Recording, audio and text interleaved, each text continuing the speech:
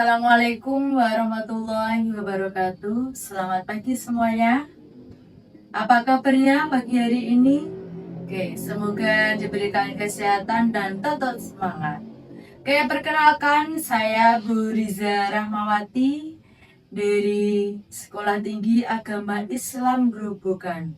Oke, mahasiswa yang kami hormati, di sini saya akan menyampaikan materi tentang model dan pendekatan pengembangan kurikulum PAI.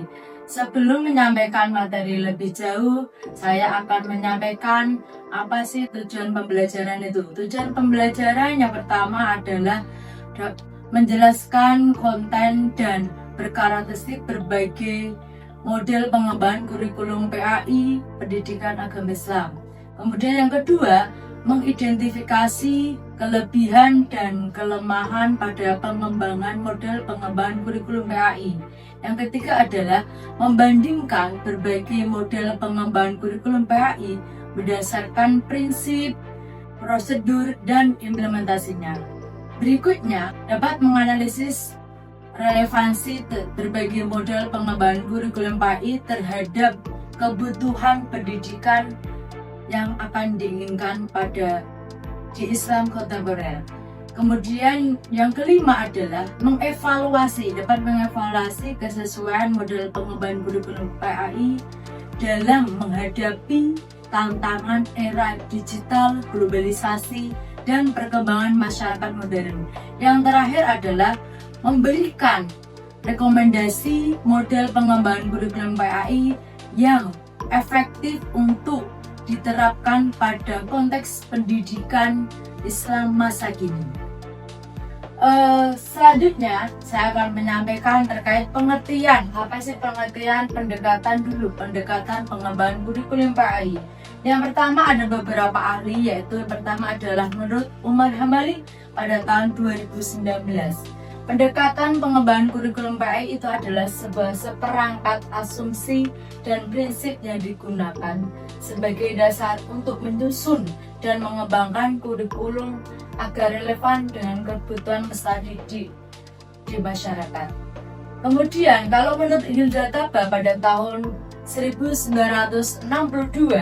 bahwa pengembangan kurikulum itu didasarkan pada pendekatan yang sistematis dan logis agar tujuan pendidikan dapat tercapai secara efektif. Maka dapat disimpulkan bahwa pendekatan pengembangan kurikulum PAI itu adalah cara pandang, dasar berpikir atau sudut analisis yang digunakan dalam menyusun, mengembangkan, dan menyempurnakan kurikulum agar sesuai dengan tujuan pendidikan yang diharapkan.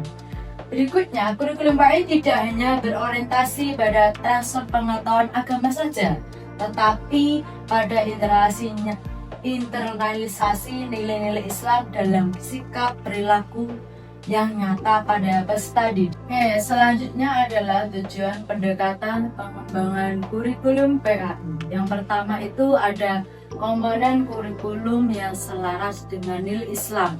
Komponen itu ada berbagai macam, dari ada segi isi, materi, bahkan sampai evaluasi. Yang kedua adalah isi dan strategi. Isi strategi pembelajaran itu harus menyesuaikan kebutuhan peserta didik.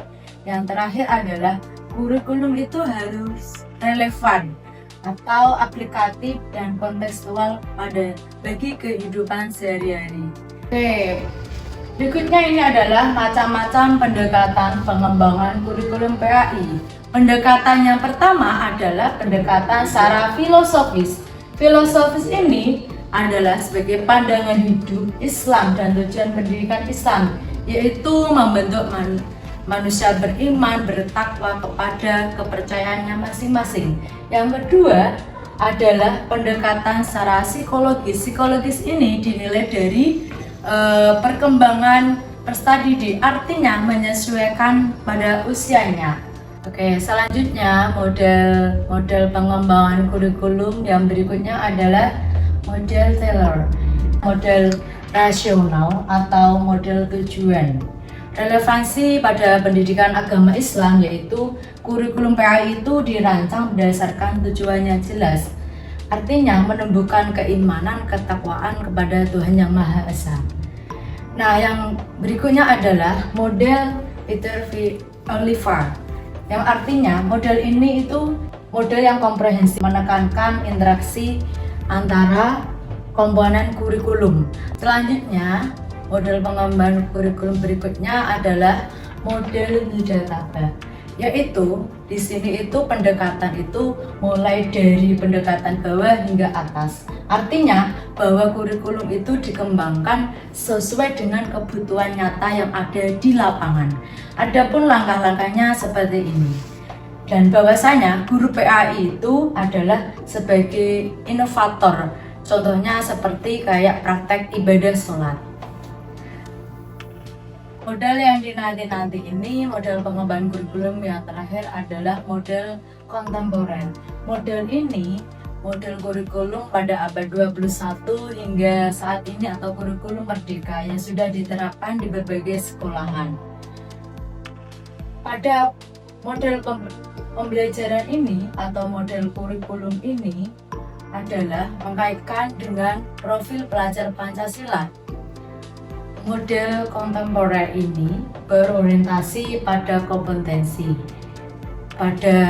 dari abad 21 ataupun kurikulum merdeka. Nah, pada kurikulum merdeka khususnya yang sudah diterapkan, diaplikasikan di berbagai sekolahan, salah satunya adalah yang sering diterapkan yaitu PBL, Project Based Learning atau PJBL, seperti itu.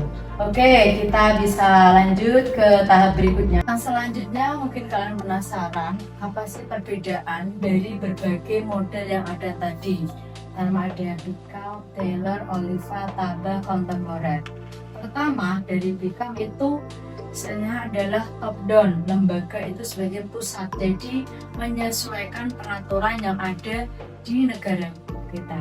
Yang kedua, arahan pengembangan dari Taylor yaitu rasional dan sistematis, jadi beruntut dari tujuan, isi, materi hingga ke evaluasi. Kemudian kalau Oliva itu komprehensif dan fleksibel.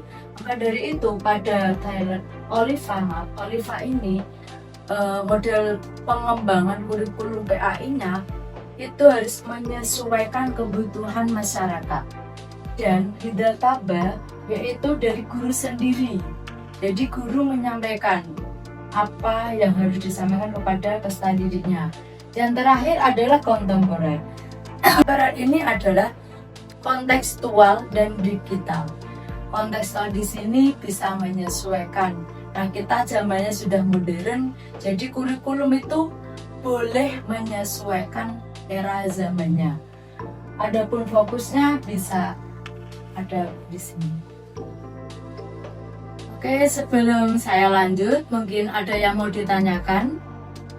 Oke, jika tidak ada pertanyaan, saya akan memberikan kesimpulan dari materi pada pagi hari ini tentang model-model pengembangan kurikulum PAI. Bahwasanya model pengembangan kurikulum PAI itu menunjukkan bahwa yang namanya model itu ada karakteristik, ada kelebihan dan kelemahannya masing-masing. Bahwasanya model pengembangan kurikulum pun juga bisa menyesuaikan kebutuhan masyarakat atau kebutuhan siswanya.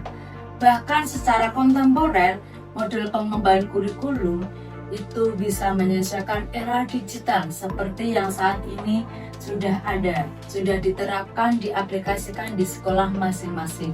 Oleh karena itu, pemahaman dan kemampuan menganalisis berbagai model pengembangan kurikulum PAI itu menjadi penting agar dapat menghasilkan kurikulum yang relevan, kemudian interaktif, dan sesuai dengan kebutuhan pendidikan Islam di masa kini khususnya. Oke, itu tadi kesimpulan dari materi pada pagi hari ini tentang model-model pengembangan kurikulum PAI. Oke, mahasiswa yang kami hormati, mahasiswa semuanya yang saya hormati, sebelum saya tutup, saya akan menyampaikan bahwa setelah ini, tolong pekerjakan tugas dari saya, yaitu terkait tugasnya nanti linknya sudah ada, nanti bisa dikirim di link semua tugas. Deadline-nya paling lambat adalah pertemuan minggu depan. Nah, minggu depan kita akan belajar tentang CP, TP, ATP dalam kurikulum PAI khususnya. Oke, mungkin itu dari saya. Kurang lebihnya saya mohon maaf. Mari kita akhiri perkuliahan pada pagi hari ini dengan bacaan hamdalah bersama. Alhamdulillahirabbil alamin. Semoga apa yang saya sampaikan pada pagi hari ini bermanfaat bagi kita semua. Wassalamualaikum warahmatullahi wabarakatuh.